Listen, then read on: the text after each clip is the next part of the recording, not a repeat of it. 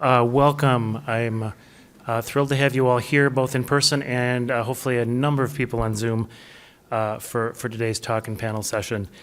My name is Tom Braun. I am a professor on the Ann Arbor campus at the School of Public Health, and I'm here today as my role of chair of the Faculty Senate. This event today came out of discussions of one of the committees of the Faculty Senate. Get the acronym correct. Academic Affairs Advisory Committee, AAAC, there we go, I always call it AAAC.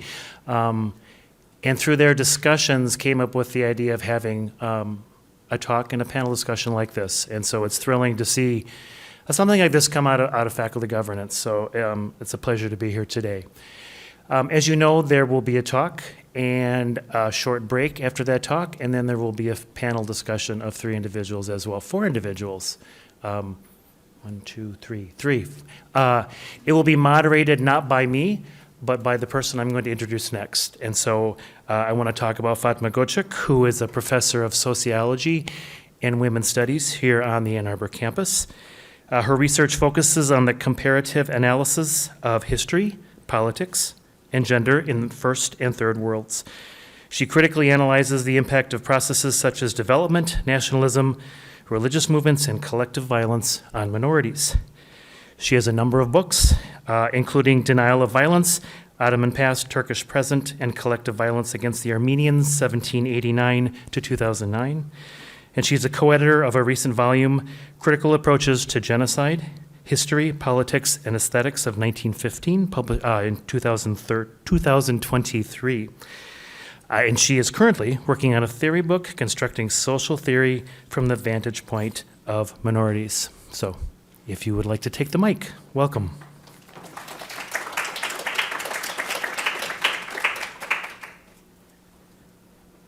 Thank you so much for giving me the, Thank you so much for giving me the opportunity, at least to introduce this amazing panel. And our speaker, who is also very well known, but what's very interesting is that addressing gender violence is something that has been done a lot. But the institutional courage part is, I think, what's going to make this very unique. Because I also have found out that in all my attempts to minimize violence and bring about positive change, institutions are very hard to transform. And for that reason, I think it is wonderful. And in addition, Jennifer Freyd is also the founder and president of the Center for Institutional Courage. So I commend you for your foresight into that is, I think, what's we need to bring about change. And Jennifer Freyd is a researcher, author, educator, and speaker.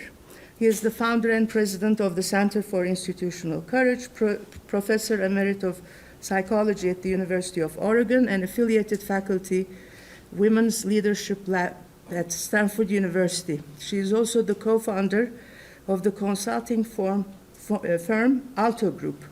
In recognition of her active service in the University of Oregon Faculty Senate, she received the Wayne T. Westling Award for University Leadership and Service in 2017. Freyd is a widely published and renowned scholar, known for her theories of betrayal trauma, institutional betrayal, institutional courage, and DARVO reactions by perpetrators, that is, deny, attack, and reverse victim and offender. She received her PhD in psychology from Stanford University, the author or co-author of over 200 articles and op-eds. Freyd is also the author of the Harvard Press Award-winning book, Betrayal Trauma, The Logic of Forgetting Childhood Abuse. Her most recent book, Blind to Betrayal, co-authored with Pamela Burrell, was published by John Wiley with 7 additional translations. In 2014, Freyd was invited 2 times to the US White House due to her research on sexual assault and institutional betrayal. in 2021, Freyd and the University of Oregon settled Freyd's precedent-setting equal pay lawsuit. Wow, that took them a long time. And without further ado, today's talk is titled Addressing Gender Violence with Institutional Courage, and I give you Jennifer Freyd.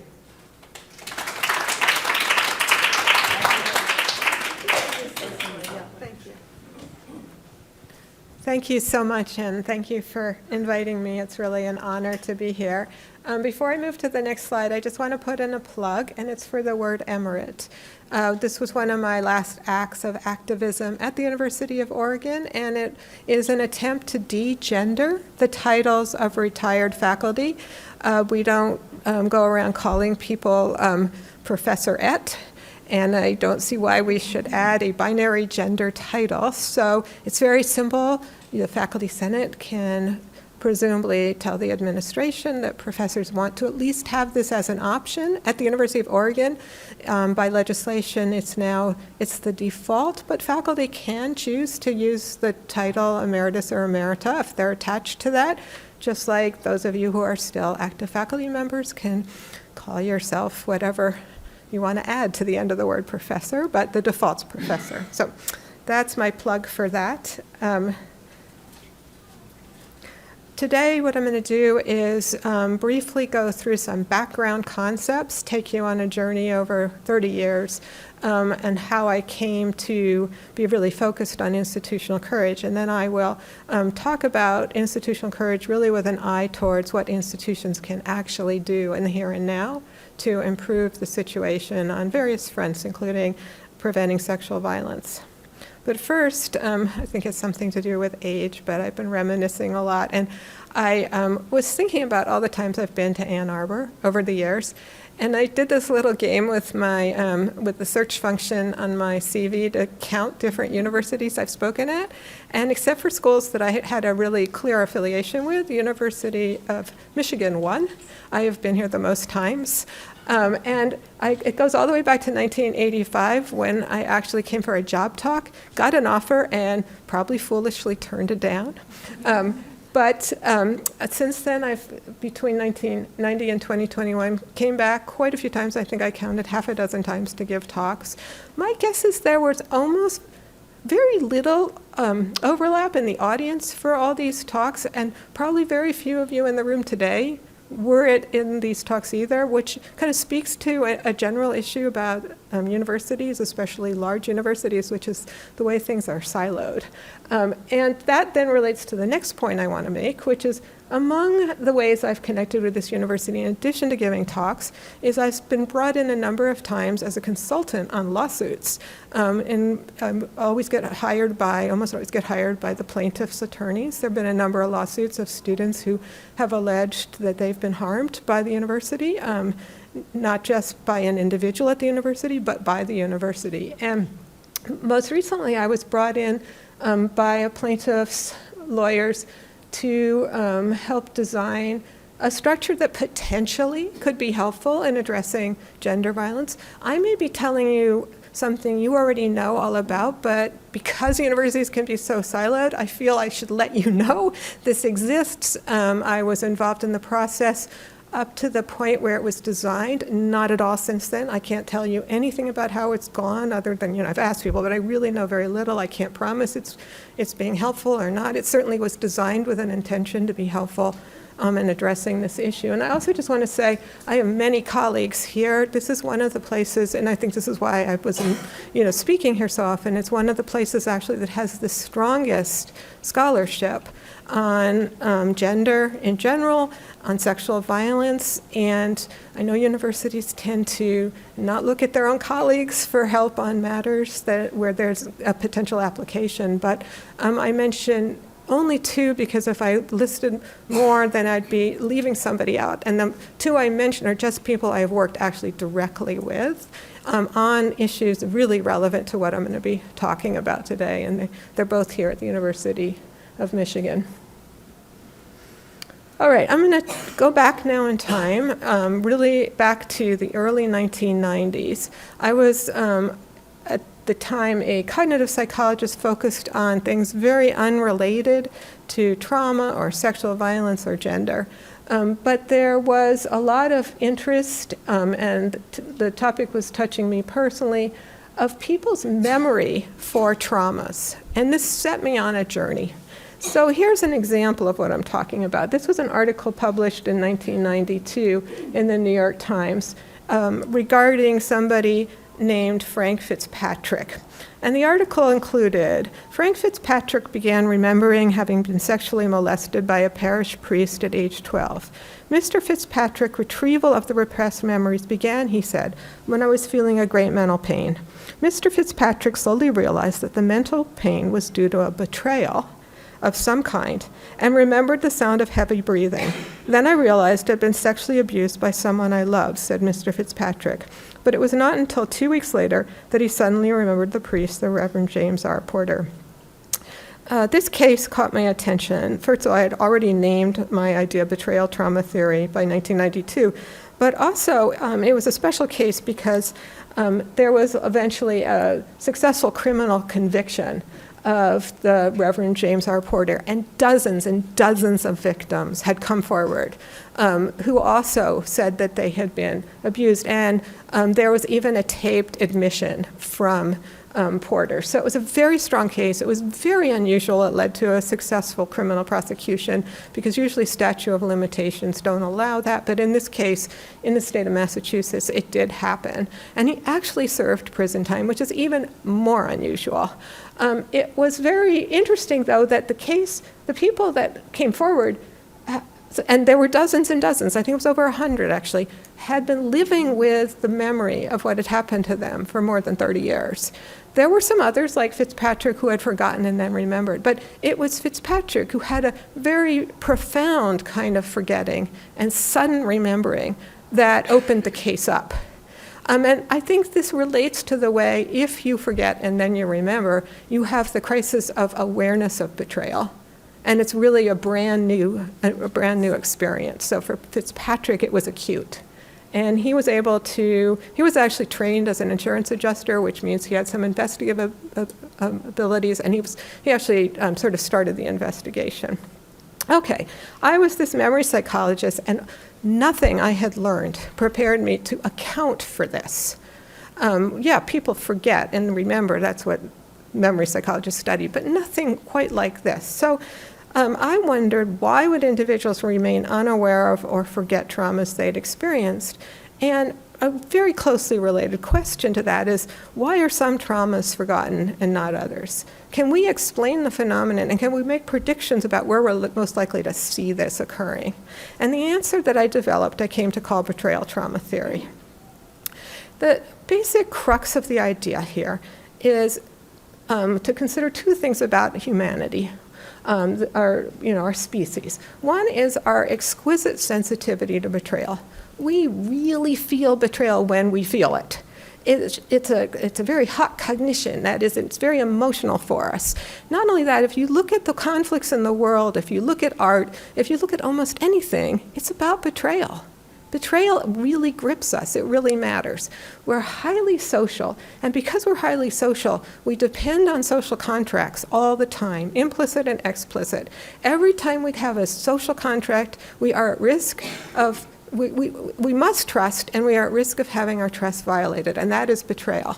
And so it behooves us to be really aware of it, and to have a strong reaction, and to take a protective action, because we have to keep interacting with the same people. If they have exploited our trust, they are wasting our resources, they are endangering us, we better do something about it. Well, what do? We have two choices, typically. We confront or we withdraw.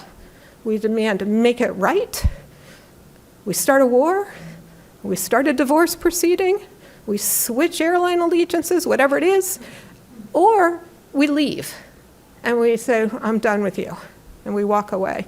It's kind of like fight or flight, although biologically it's different. It's at a different sort of level of organization. But those are our two choices when we are empowered. And hold that in mind, when we are empowered. At the same time, perhaps even more profoundly true for us and many of our biological relatives, is that we are extremely dependent, and this dependency is most profound, you could say, in infancy. Humans are born relatively prematurely in terms of the animal world. They can't do anything. This is all in my mind right now because I am a proud new grandparent. I have been very involved with the raising of this newborn, and I just want to cry sometimes when I see the utter and total vulnerability of this child. If the child is left out in the yard in suburban Seattle for 5 minutes, he can die from predators and other dangers. It is an enormous kind of resource requirement to keep a human infant alive. And this goes on for years, as you all know. It goes on for years. And the nature of this relationship is the caregiver gives resources to this dependent other, huge amounts of resources.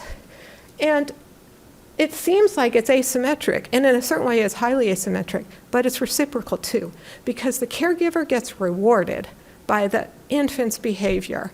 And if the infant cannot reward the caregiver, that infant's in trouble. What's the reward? We are biologically programmed to find rewarding attachment behaviors. The infant makes eye contact. The infant makes adorable cooing sounds. At some point, between the first and second month, the infant starts to smile. This fills us with so much joy. It's better than chocolate. And we keep giving and giving and giving. And this relationship goes on and develops, and we think of it not as my attachment system, but as love. Love is a system that promotes two kinds of behaviors, which is to approach and then have positive engagement. These behaviors are the opposite of what betrayal detection promotes. And herein lies the bind. And I want to just add, too, especially Americans think that dependency ends, at some age. It doesn't. We're dependent our whole life on others, and sometimes extremely so, but we always are dependent on the infrastructure around us in the world that we live, and our government and all the institutions, and we'll come back to institutions. But betrayal trauma theory hones in on a particular response to this bind, which is betrayal blindness. So what are you going to do when you've got a conflict between a system that tells you to withdraw or confront and a system that tells you to approach and engage? The approach and engagement's actually more important. If you're really dependent, you're not empowered. You can't afford to do the betrayal response, because your situation's going to get worse. And that situation, you need to let the attachment system have the upper hand. How does the attachment system do that? When there's what some psychologists call cheater detectors pinging off. It does it, according to betrayal trauma theory, by suppressing information about betrayal. By suppressing that information, you're allowed to stay in the relationship, engage in a way that engenders the continued caregiving. This is the crux of the theory, and I call this betrayal blindness. And I would say betrayal blindness is a survival mechanism. It does have costs, but it can keep people alive. People that can't use it can often die because they cannot keep the caregiver hooked in and engaged. Think about not only the child and a parent, but think about a dependent partner in a marriage where there's asymmetry in resources. Think about an employee with a boss when the employee really needs that job. And think about a citizen in a country and a person in a church and an athlete on a team, and you can start to see how those dynamics can play out in those situations as well.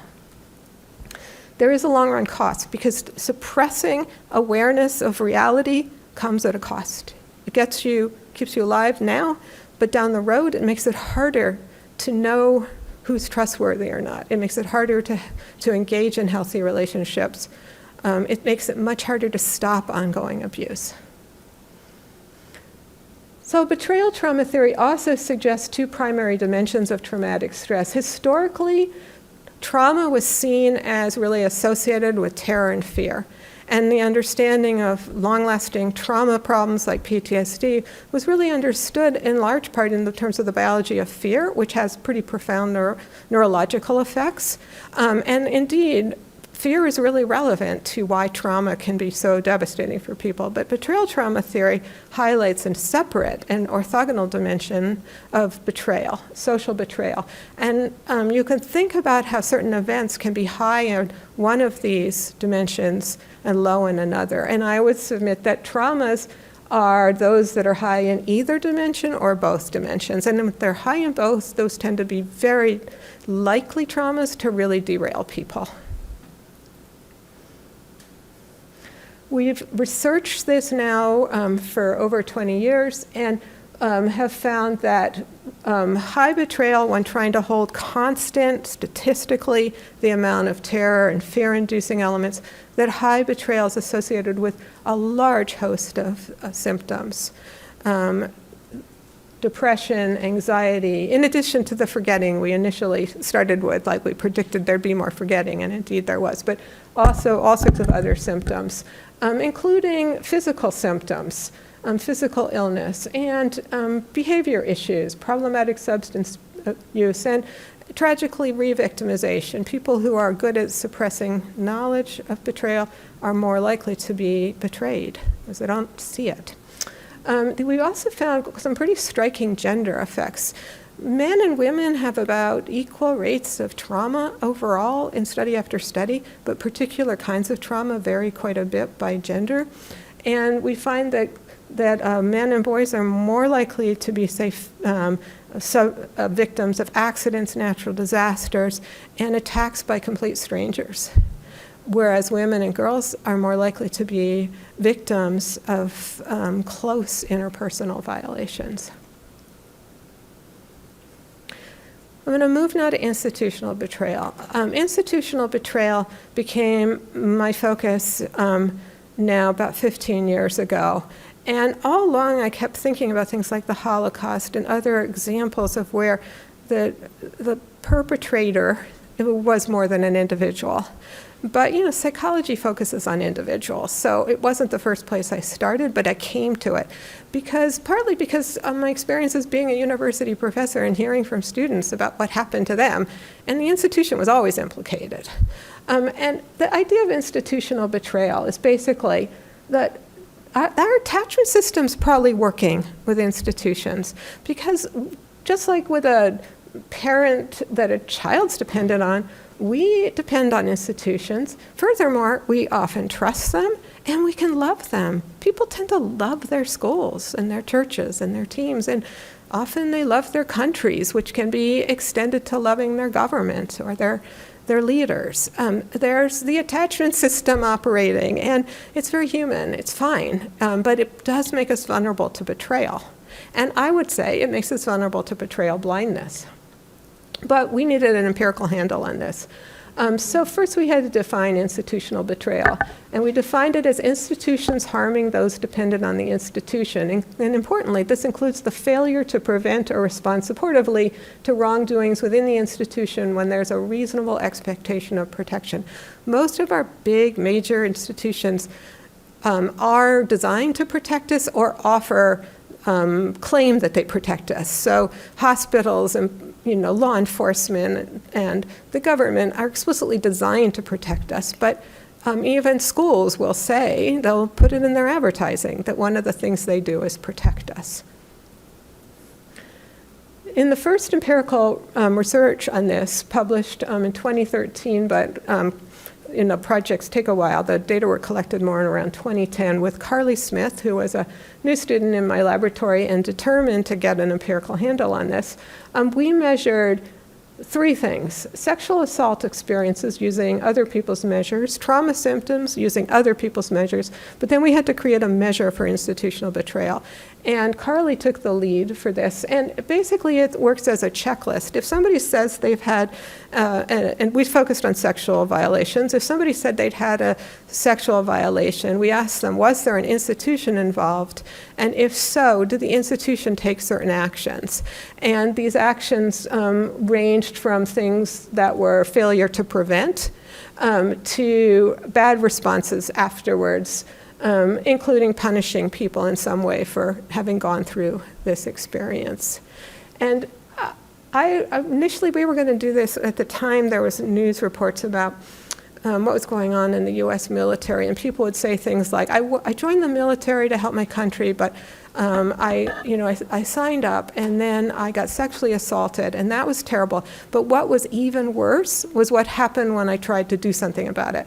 If somebody says something's worse than sexual assault, you got to stop and say, wow, because sexual assault's terrible, and it's worse than sexual assault. So we said, this is actually institutional betrayal. So we had this idea we were going to do this study in the military context, and then we found out that wasn't actually so easy. The U.S. military wasn't so keen on that. But so we did what we do, and we did our study on campus. And I thought, we're going to pick up a little bit, because students had told me stories. There's some out there. But, colleges are warm, fuzzy places, and the adults that work in colleges love students. It's just going to be a little bit, 46%. And we keep seeing numbers hovering between 40 and 50% in the educational context of people that had unwanted sexual experiences reporting some amount of institutional betrayal. Now, researchers can't use words like betrayal. It's those behavioral items. And just like we don't use words like assault with students. We describe behavioral scenarios, and we say, did this or something like this happen to you? We also found, and I think this is really the important finding, is that this institutional betrayal has a measurable negative impact on the people that experience. What you see here is sexual assault on the x-axis, the horizontal axis. That's the amount of sexual assault somebody experienced. And then you see one of the many symptoms we've looked at, anxiety. And with more sexual assault, on average, you get more anxiety. That's old news. But what's new is that that relationship is exacerbated by the presence of institutional betrayal. And, this is harm added, right? This is institutions adding harm. Institutions don't actually want to do that. So when we saw these results in 2013, I rushed to my university administrators because, after all, we had collected the data at the University of Oregon where we were working, and we weren't set out to study the University of Oregon. We were using, hoping it was representative, which I think it was, but still, it was from the University of Oregon. So I thought, the administrators are going to see this and go, oh my God, we have to fix this. Well, I'm not going to even bother telling you how that went down. In another study, we saw that this relationship holds for physical symptoms too. We're looking here at common physical symptoms associated with trauma exposure, and you can see that when we compare people that had these trauma experiences but did or didn't have institutional betrayal too, we have more physical symptoms for those with the institutional betrayal. Again, administrators, you're going to want to save money because these students are utilizing health care, and that's expensive. Some other researchers figured out how to look at the military population, which is go through the VA, and they compared military sexual trauma survivors with or without institutional betrayal, and found that institutional betrayal was associated with increased PTSD symptoms, depression, and I think most alarmingly, higher odds of attempting suicide. This is life and death for people. It's also costly for the institutions. People disengage from the system. We've measured that. It leads to illness and absenteeism and turnover, loss of potential talent. I would argue it contributes to a kind of internal rot and corruption, in some cases, eventual collapse of the institution. Look what's happened with the Boy Scouts. They survived because of bankruptcy law, but otherwise they would have completely been gone. Is there a reputational cost? Well, that depends on the larger sort of culture, but right now there has been a reputational cost when institutional betrayal comes to light. I want to emphasize that the harm of institutional betrayal is operating on at least two levels. One is pragmatic. So when a university doesn't respond well to a sexual assault allegation, this can be harmful at the pragmatic level for all sorts of people. There can be students who end up flunking out because they aren't given the right accommodations or re-victimized. But there's also this psychological harm that relates to the psychology of betrayal and our attachment system. It hurts people's feelings, and that's very real. You can, as a citizen of your country, you can read about the behavior of your government in a way that has to do with actions that have no direct bearing on you. Kids removed at the border from their parents. You don't know anybody there. You're not at the border. But you can still experience that pain of betrayal because it's your country doing something that you know is harmful. And just to go back to this, this snake is to remind me of something about snakes that is sort of metaphoric here. Snakes are a cold-blooded reptile. This is a boa constrictor.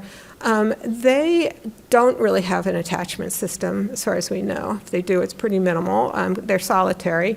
But they have a behavior of hugging if you pick up a boa constrictor because you are a warm tree. And when they hug, and I know it can sound scary, but a boa constrictor can't actually eat you. They're not hugging you to kill you. They're hugging you because you're warm. And you are providing warmth, which is a resource to a cold-blooded animal. But you, the mammal, don't really understand that. You might know it intellectually, but being hugged is a very powerful cue of the attachment system. So the snake, and I'm a boa constrictor lover, hugs me, I feel loved, and I love the snake back. In no way does the boa constrictor actually love me. So keep this in mind when you think about institutions. Not to say that they're all snakes, but you can love the institution, and the institution cannot love you back. And I think this is something we need for our literacy. We have to work with institutions. Ultimately, it's important that we trust institutions so our society functions, which means we need trustworthy institutions. And it's okay to love them because it's a very human thing to love them. But it's really important to keep in mind it is not a reciprocal relationship. It's not a parent and child. They don't experience love for us. A really brief observation about gender violence on campus from some research that we did at the University of Oregon, and it's just one thing I really want to point out. This was research that was conducted campus-wide in 2015. It was what's come to be called a campus climate study. We ran it out of my lab, but it was a campus-wide study where we had a random selection of undergraduates and graduate students recruited for our study. And I just want to point out a couple things. First of all, as you all know, and these results are from the University of Oregon, but they're very similar to other campuses. Female undergraduates are at higher risk for sexual assault and related gender violence than males for every category we looked at. And some of these, rates are alarmingly high. That doesn't mean there's not victimization against males. There is, and if you look at harassment, a lot of these students, males and females, are being harassed by peers as well as by faculty and staff. There's a huge amount of it going on, but females are at this higher rate of risk. When we look at graduate students, in some ways it's the same pattern, except for one category. Females are statistically more likely to be victimized for everything we looked at. But again, there's too much going on for both men and women. But what I really want to do is draw your attention to undergraduates versus graduate students. Now we're just looking at the women. There is one category that graduate students have more of it. Otherwise, undergraduates have more of it.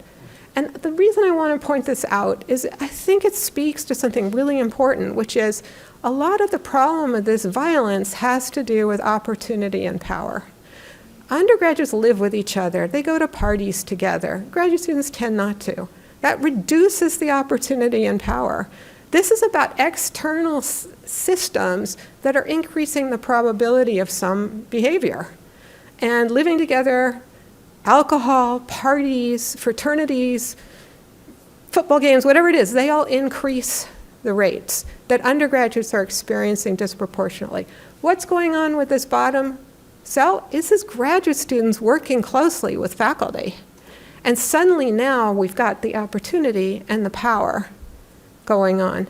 And furthermore, these graduate students, it's almost 40% who are experiencing, of the female graduate students, some sexual harassment from faculty and staff, are paying a price. They're more likely to feel unsafe, they have more trauma symptoms, they're more likely to experience additional kinds of institutional betrayal. And I would say sexual harassment by faculty and staff is itself a kind of overt institutional betrayal. It wasn't how we initially were measuring it, which was more this failure to do some things. It's just more overt institutional betrayal.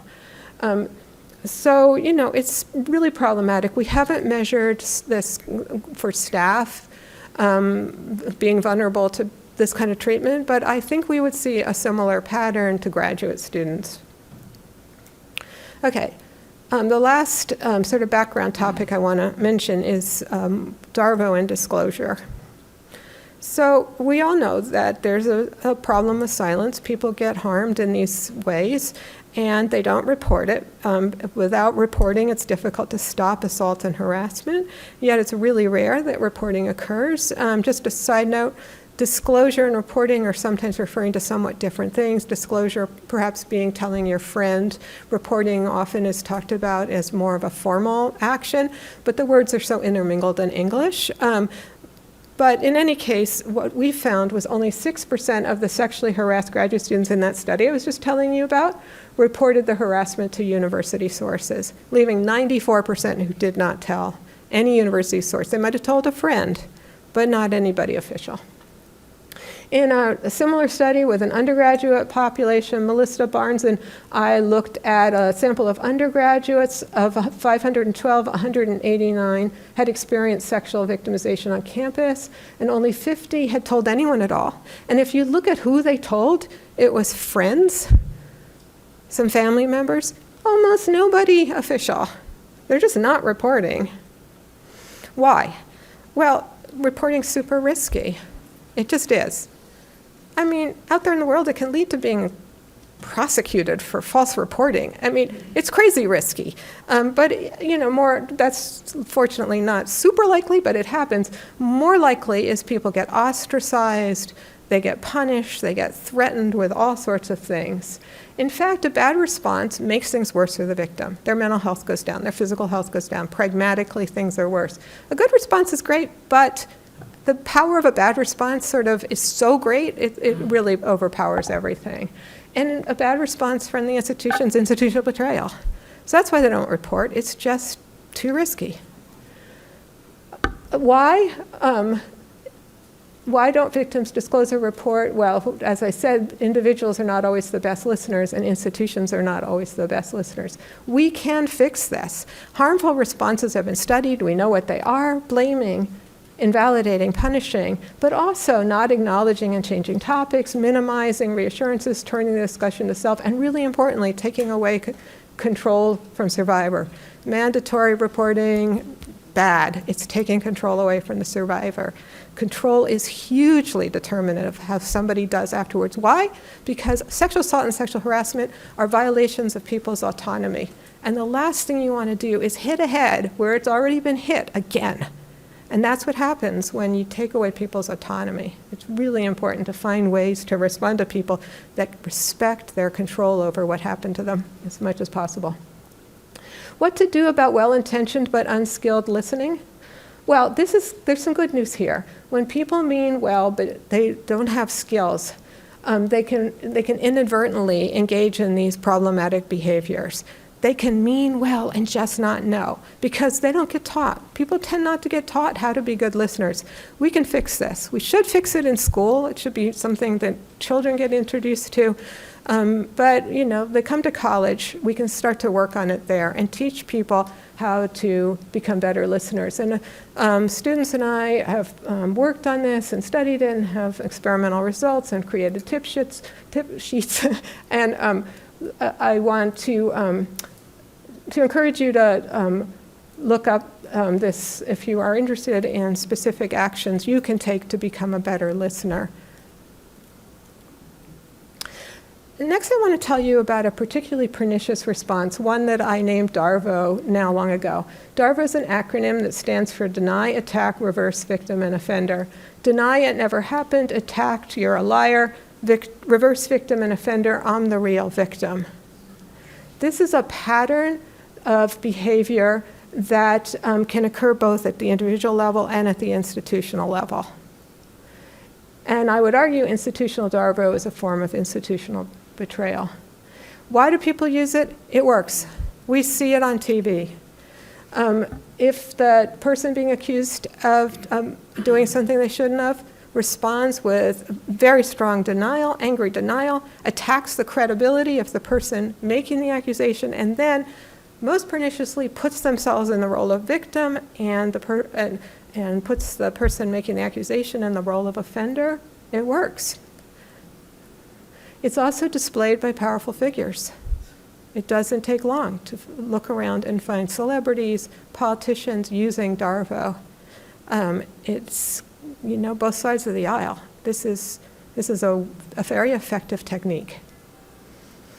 And recently, to my surprise, being an academic, I found the concept seemed to resonate. In 2017, Ashley Judd started to talk about it. And it started to sort of enter popular discourse.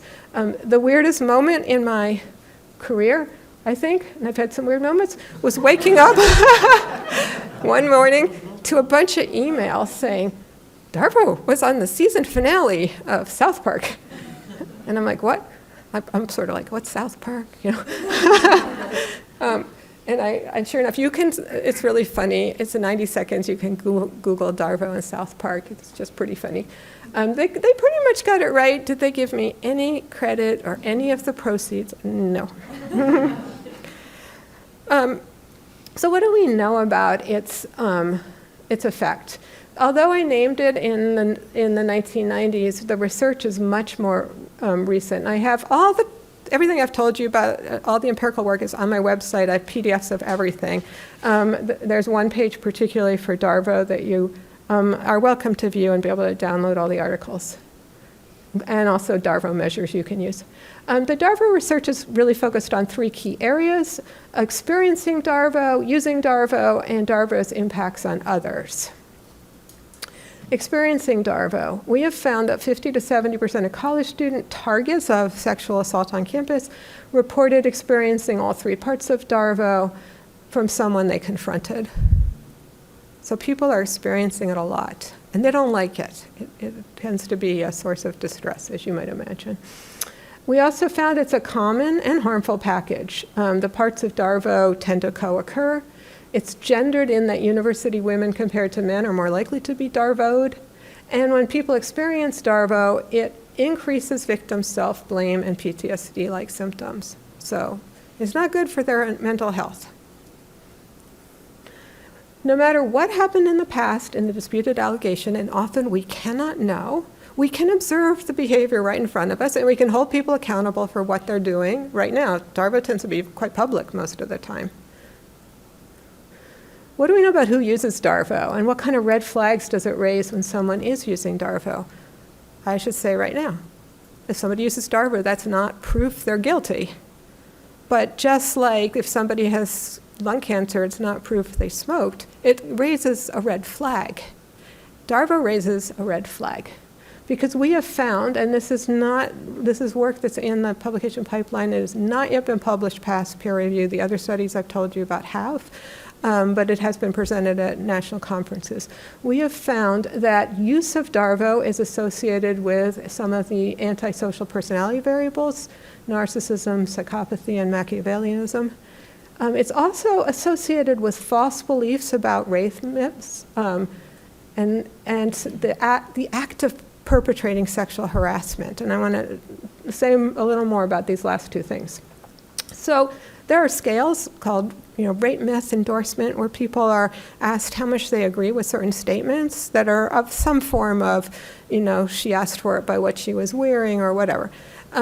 People who endorse more rape myths also, in our Darvo use measures, indicate more times they've used Darvo as a response to an accusation. This is a really giant correlation number for psychology behavior research. These are tightly associated with each other in this correlational study. And similarly, I think this is most alarming, people who are telling us through a behavioral measure that they engage themselves in sexual harassment. And I should say this wasn't our measure, this is a measure that has been used rather broadly. People are given a bunch of behaviors and said, how often do you do this? And they are harassing behaviors, but the word harassment is not used. People who are reporting, self-reporting more harassment behaviors are reporting more Darvo use. A whopping 0.65 correlation here, just kind of stunning. These results do need to be replicated. We've got 2 samples, though, at this point, a student sample and a MTurk sample that is from around the country. What about its influence on observers? Using a vignette experiment, we found that when participants were exposed to Darvo from an aggressor, the target was rated as less believable, more responsible for the incident, and more abusive. So people get a vignette about an interpersonal violation. The person accused either uses Darvo or doesn't use Darvo. When they use Darvo, it leads to this perception of the target as less believable, et cetera. At the same time, the aggressor was rated as less responsible, less abusive, but interestingly, less believable too. There's a little hit for using Darvo, and that's intuitive to me. It is a little swarmy. It's just that it works, it's reputational damage more on the person who's the target of it. This is a key point. Darvo by the aggressor in this research affects how willing others are to punish both the target and the aggressor. Darvo makes others less willing to punish the aggressor. 20% decrease in willingness to punish, and more willing to punish the target, a 30% increase in willingness to punish. And think about those people who get prosecuted for making a rape charge. They're being punished, right? Summary, Darvo's impact on Darvo by the aggressor influenced how observers think and feel about both targets and aggressors. Overall, Darvo from the aggressor increased negative thoughts and feelings about targets and also decreased negative thoughts and feelings about aggressors. And importantly, it affects how much others believe the aggressor and the target should be disciplined for their behavior. Is there something we can do about this? Is there an anti-Darvo form of education? Fortunately, we have some indication that yes, simply teaching people about Darvo seems to reduce its impact. People are pattern recognizers, right? They have a concept, they see it, they're able to say, oh, I know what that is. And then it's just not as effective. Also, I want to point out, because people often say, well, wait a minute, what if I'm falsely accused? Aren't I going to respond with Darvo? No, not necessarily at all. One does not have to respond to an accusation that they believe is false with Darvo.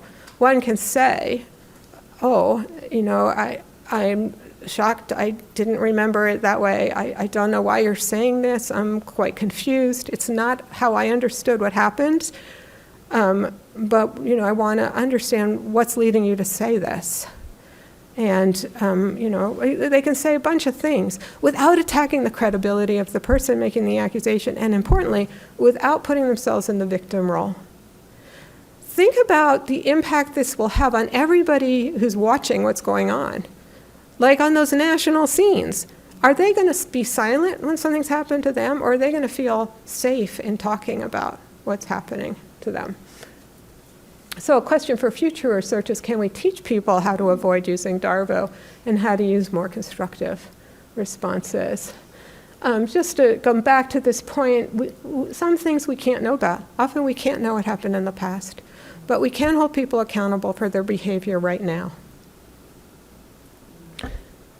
So now the last section, institutional courage. Can we repair and prevent institutional betrayal and institutional Darvo? And here's where the concept of institutional courage comes in. This is a working definition. It's an institution's commitment to seek the truth and engage in moral action despite unpleasantness, risk, and short-term cost. It's a pledge to protect and care for those who depend on the institution. It's a compass oriented to the common good of individuals, institutions, and the world. And it's a force that transforms institutions into more accountable, equitable, healthy places for everyone. In detail, what does that look like? I've identified 11 steps. I'm going to go, let me check the time. Yeah, I have time. I'm going to go through each step briefly, so I'm not going to read this list, but I just want to say this is not like the exhaustive list. It's just the steps I've identified. But I have confidence in each of these steps based on either research or actually having seen it play out in institutional contexts. And I just want to add, too, I didn't make a slide about this, but probably I should, but one of the ways I sometimes think about institutional courage is analogous to, well, you know, some problems in society are really hard to fix. You know, global warming's really hard to figure out.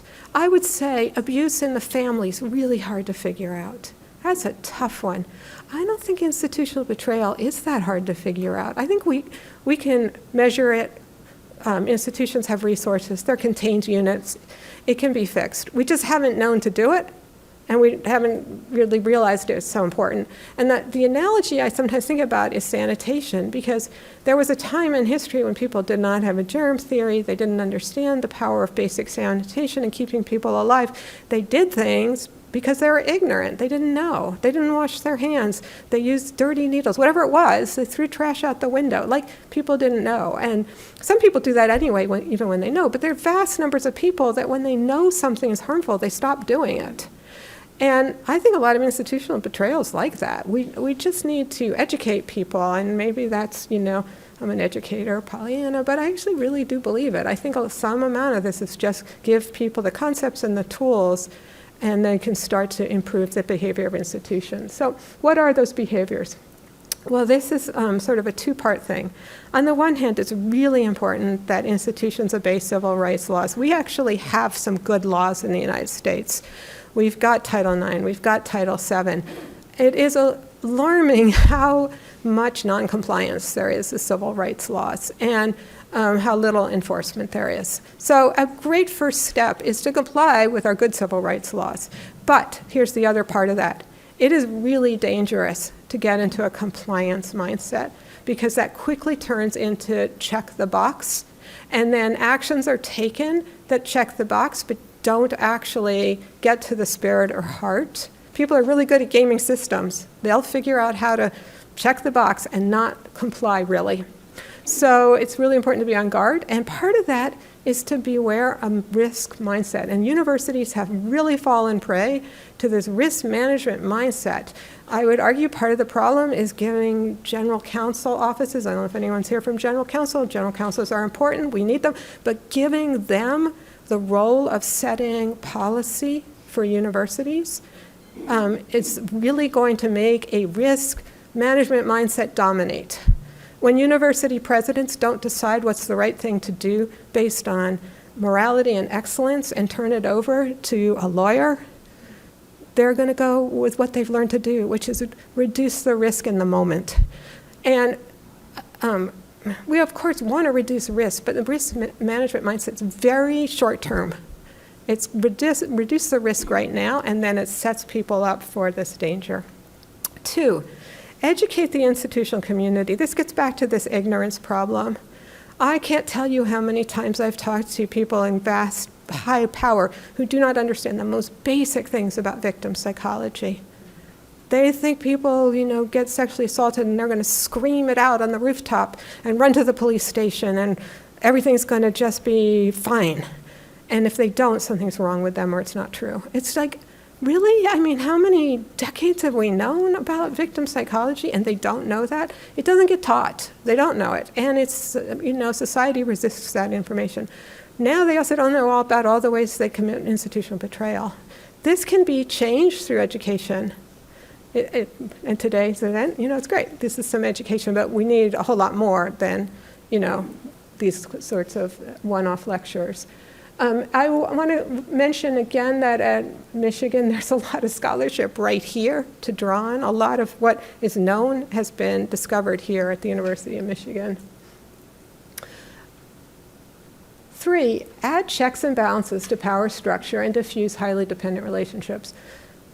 You know, the whole logic of betrayal depends on asymmetry, where a person who you're depending on can betray you by not giving you what they should be giving you. The more asymmetry in power you have, the higher the rates, the sort of vulnerability to betrayal.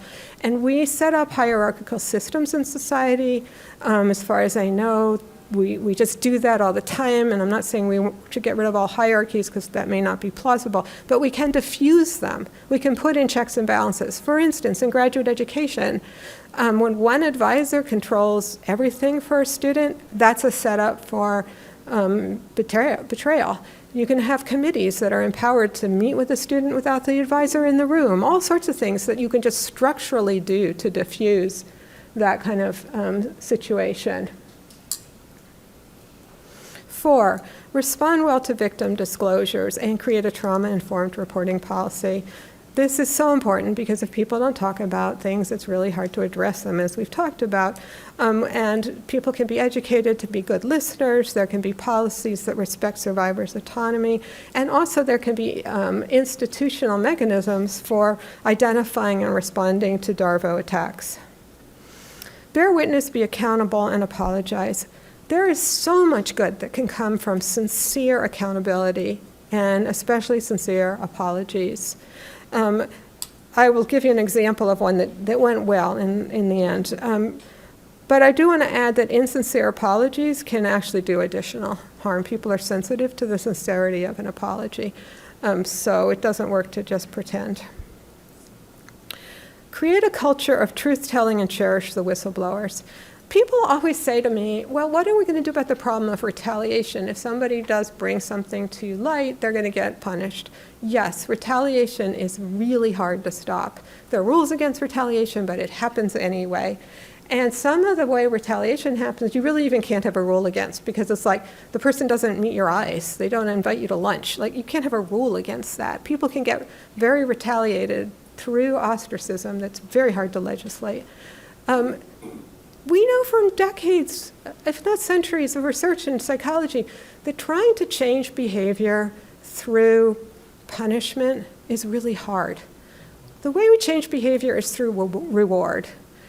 Let's not focus on stopping retaliation. I mean, sure, we want to stop it when we see it, but let's focus on rewarding the behavior we want, which is people coming forward and telling the truth about what happened to them.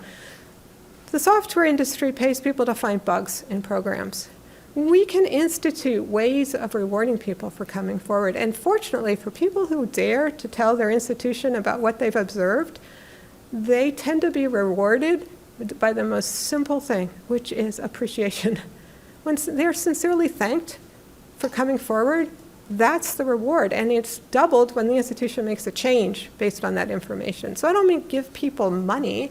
I mean, give people respect and acknowledgement for being truth tellers. That's the way to change the culture, I strongly believe. 7, conduct scientifically sound anonymous surveys. You know, now universities are sort of on board with this and do the climate surveys that just, you know, that's relatively new. They're doing them, sometimes they're not done very well. But not all stakeholders tend to get surveyed very well. If you don't know what's really going on for a stigmatized issue, it's going to be really hard to fix it and address it. And many, although universities have kind of come on board with this, most of the institutions in our society don't do anything like this. It is very important for survey research that it be done scientifically well. And that people have true sense of being anonymous so they can tell the truth. A lot of people think, oh, surveys, that's easy. I just go and ask somebody, were you raped? And did it make you feel bad? And that's not the way to do it. But we have the tools well developed at this point. 8, engage in self-study. Any large organization should be creating self-study groups responsible for asking on a regular basis, are you making it easy or difficult for people to report experiences? Are you respecting individuals' autonomy and so on? And to include representation from all stakeholders. It's also important to ask if the incentive structures are aligned with the goal to reduce institutional betrayal. Are you incentivizing people to betray? Because guess what? Then you're going to have more of it. So look closely at incentive structures. 9, be transparent. Sexual violence, betrayal, and corruption all thrive in secrecy. And while privacy for individuals is really important to respect, I can't tell you how much I have seen information buried that should be public. Policies, rates of victimization, and so on tend to be so buried in institutional websites, either by design or not, but this should be made very, very transparent. 10, use the power of your institution to address the societal problems. This is a no-brainer for research universities. Research the issue, teach about it, but even institutions that are not research universities often have the ability to use their institution and their resources to address the problem, not just in their backyard, but in the wider society. The film industry can make documentaries that instead of objectifying women and glorifying violence, present the truth about these things, and so on. 11, commit resources. None of these things are free. None of them are that expensive, actually, but none of them are free. So it's important to actually have some budget for these steps. So that's what, I've identified. As I said, there could be so much more added to this list. But I would stand by these steps. These are very likely to help move things in the right direction. We've done some research. What's new research? It was published earlier this year, our first study. We've created a new measure. All these measures I've talked about are on my website and for free. In this first study, there were 800 employees around the country in various industries, and we found that institutional courage buffers against sexual violence and institutional betrayal for employees. I found it poignant because even people who were really harmed, if there was some institutional courage or enough of it, tended to look like the people who hadn't been harmed in the first place. It didn't take a whole lot to buffer. The poignancy is I think people really want to trust their institutions. They feel much better when they can trust their institutions. It puts things into alignment. We have a similar set of results for students. That research is under review. I also want to say a new resource that's on the website for the Center for Institutional Courage. It's a brand new resource. We've been tracking research on institutional betrayal and courage, and we've identified now 180 publications that are, in one way or another, grappling with these concepts and trying to measure these things. And in this graphic, we organized the research based on the kind of institution people were focused on, and then the kind of harm that was sort of underlying the institutional response. And not surprisingly, most of, the largest percentage of the research is sexual violence in educational institutions, because that's where the research started. But you'll see there's a lot being done in other domains too, 38 publications in healthcare, for instance, often looking at non-sexual sorts of harm that are leading to institutional betrayal. But then there's some big holes, lots of holes that need to be filled. Okay. Last but not least, a case study. What does institutional courage look like in practice? I've been collecting as much as I can examples. In this particular case, we see one kind of institutional courage. And this case connects to something that happened initially in 1998. Brenda Tracy was living in Corvallis, Oregon, which is where Oregon State University is. Just to clarify, for most of my career, I was at the University of Oregon. That's in Eugene, Oregon. This is 45 minutes away. They are both bucolic, Division I research universities. They just are different. So Oregon State University, and there was a party, and Brenda Tracy reported that she was gang raped, and that 2 of the accused assailants were OSU football players. Prosecutors, and she did report, prosecutors led her to believe the case was weaker than it was. Her rape kit was destroyed. The 2 football players had 1-game suspension in community service, and no one from OSU talked to Tracy. 16 years forward, 2014, suddenly the topic of campus sexual assault's everywhere. It's on every magazine cover at least once. Alumni magazines, popular magazines. It was on the front page of the New York Times. Everybody's suddenly talking about it. And Brenda Tracy, who's lived 16 years with this situation and done the best she could, she got a nursing degree, she raised 2 kids, but she was suffering. A terrible thing happened to her, really terrible. she sees this and she's like, hey, what happened to me? I recognize this. So she got up the nerve to call OSU and asked them what had happened. And at first, whoever she called was evasive. Oh, that's so long ago, we don't know. But she also had the opportunity to talk to a sports columnist, very beloved in Oregon, named Cusano, and he wrote a column about the case in the primary paper for Portland and the state called the Oregonian. He wrote a column about the case. And you can imagine the president of OSU, who was a different president by then, his email, blowing up with copies of this column. And then what's the typical president of a university to do? And his email's blowing up for some scandal. Circle the wagons, call in the crisis team, deny, deny, deny. But that's not what this president did. He read the column and immediately ordered an investigation. And he said, do it fast. 3 weeks later, he met with Brenda Tracy and shared the results of the investigation.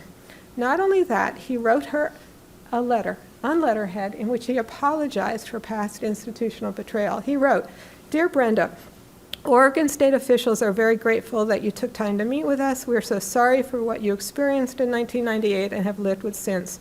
What we have learned recently of your suffering is heartbreaking, and your bravery inspires us.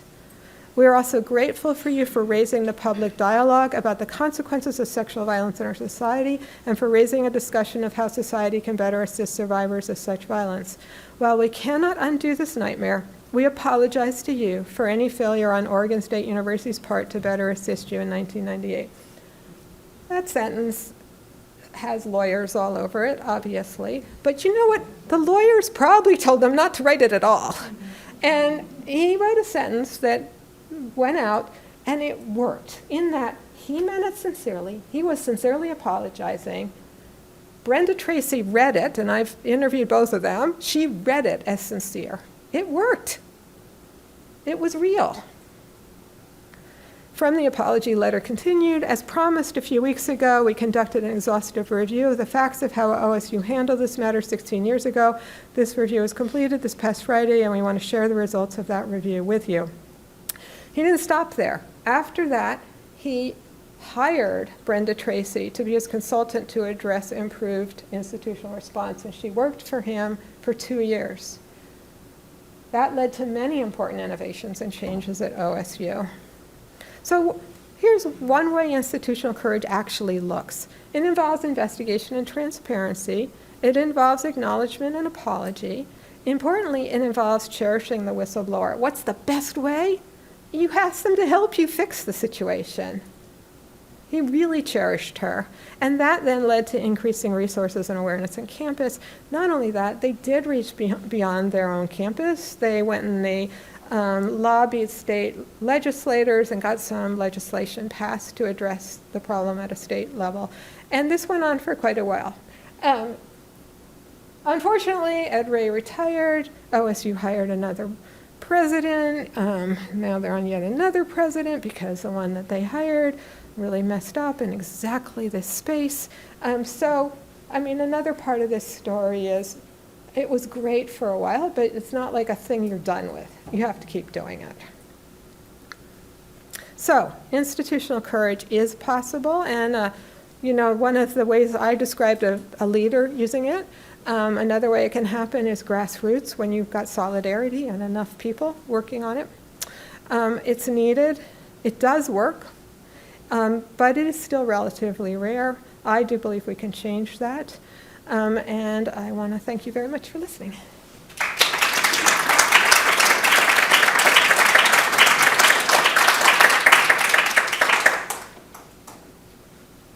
Thank you very much for that. So you'll be taking some questions? Well, I was going to ask you if you wanted me to do that now or wait till after the panel. And yeah, I don't know. How would you like to handle it? What time was the panel supposed to start? We have a few minutes if we want to take a few questions Okay. now. We have a few minutes? Okay. Then let's, if you're willing to stay up there. Oh, yeah. Mhm. Okay. Questions are welcome. Okay, you have it.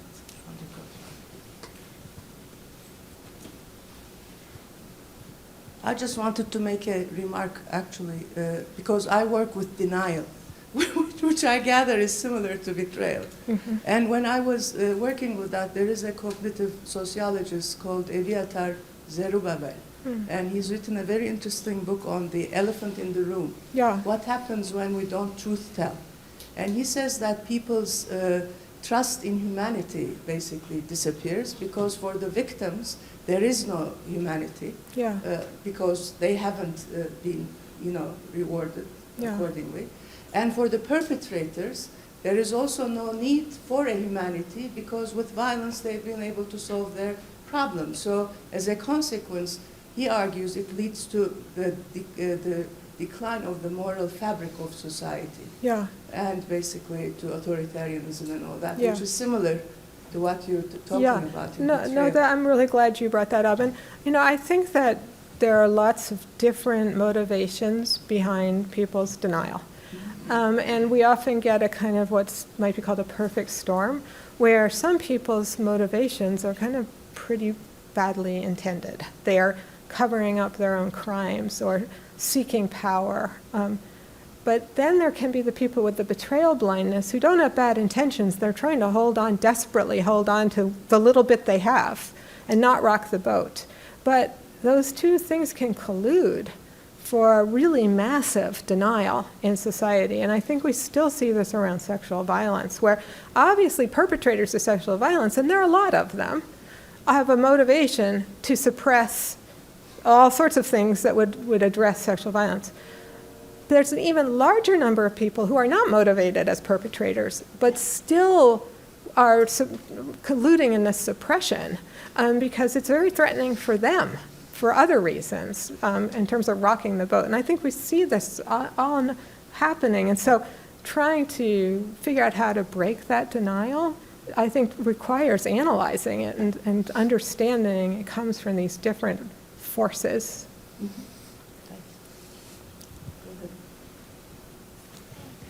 Thank you. This is a tremendous talk. I was interested in one of your 11 recommendations around not letting a risk management approach guide your decision making. As far as I know, our Title IX office is like lawyers all the way down, and they work very closely with OGC. I'm curious if there are any schools where that is not the case, and what, in your opinion, would be a structural, like what structures imagined outside of that mold would promote different ways of thinking beyond risk management? Yeah, that's a great question. Some of my best friends in the world are lawyers. I don't think that in general there are certain positions that should not go to lawyers, but lawyers do have an important role to play, an important job. I would say that we have had a very unfortunate thing happen in the United States with the way Title IX's become part of the central bureaucracy. Because, back in the olden days, there was really no Title IX to speak of. Even if it was required, it just wasn't happening.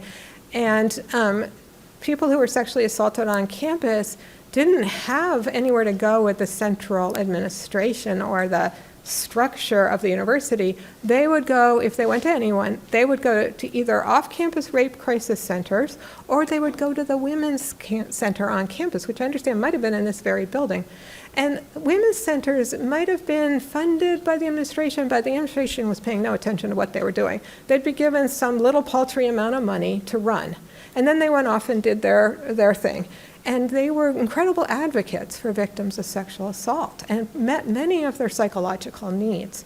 When Title IX became part of the central bureaucracy, which happened, I think, initially for good reasons and intentions, this was partly, a function of the Obama administration and trying to get universities to take responsibility. But they lawyered up. And the Title IX, there's an implicit conflict of interest because they're being paid by the university and they're not like a women's center that no one's paying attention. They're really being paid attention to. Often they're reporting to general counsel. And then their paychecks coming from the university who may be the betrayer. That just creates an obvious, that's where you look at your incentive structure. So I think that, some universities have done a better job in protecting their Title IX offices. One way is to not have reporting, in Title IX go straight to the president. That helps a little bit. Hiring somebody who has a good background in victim advocacy can help. But I've talked to a lot of Title IX administrators, and there's some wonderful ones out there. But unfortunately, what I have seen, a pattern I've seen, is that Title IX administrators often do start with a real ideological pro-victim stance, let's fix the system. And then they get into the system, and they either get their soul murdered or they drink the Kool-Aid. And the ones who are left, not all of them, but it's selecting for people who are willing to go along with the bureaucracy and the incentive structure.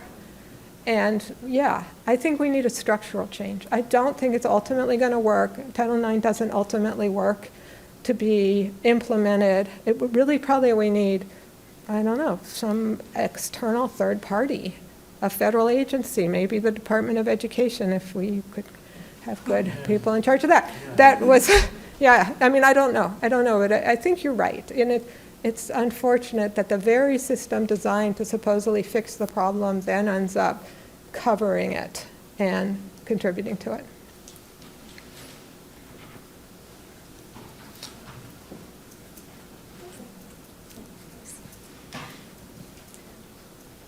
Hello. I have two questions, if that's okay.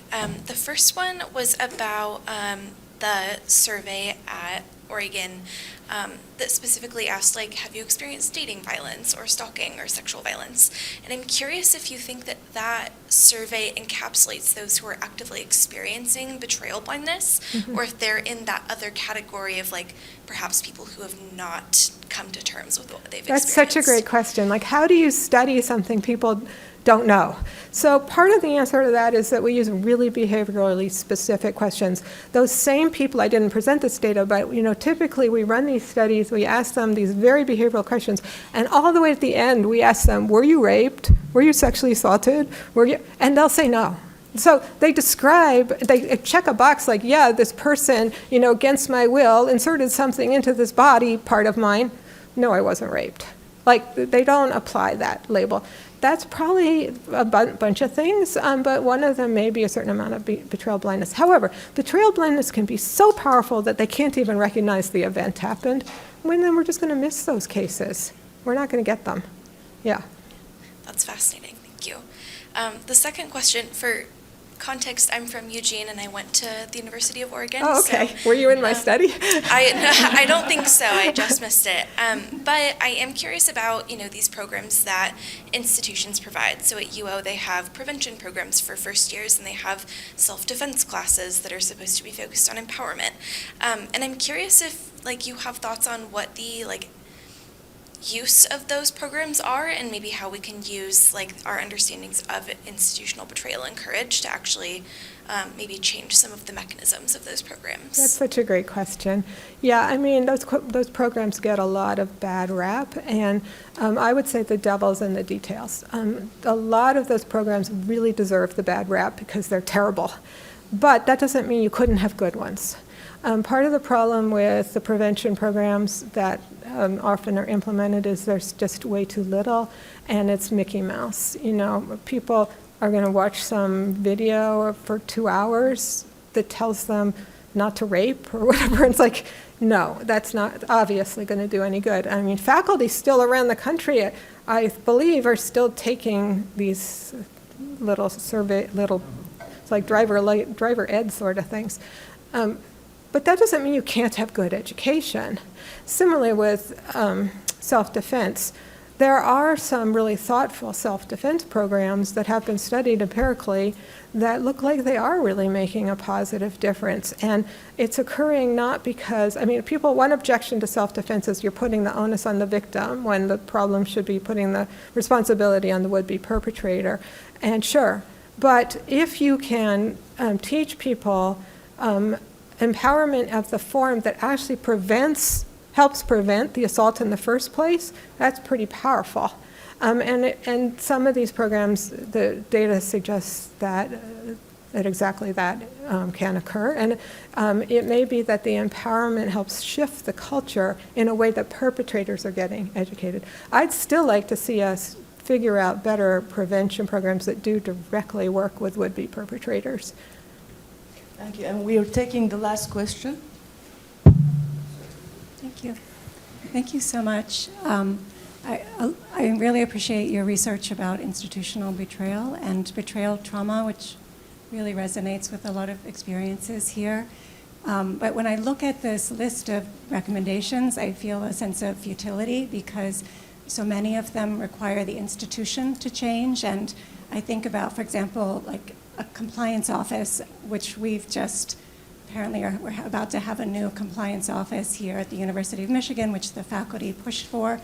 And as I've seen it kind of play out, many of the recommendations faculty made are not being implemented in the new office. And it starts to seem something that's just absorbed into the institution and is going to be another sort of problematic office, sort of like ECRT is and the Title IX office. You know, or I think about, like you mentioned, needing better listening.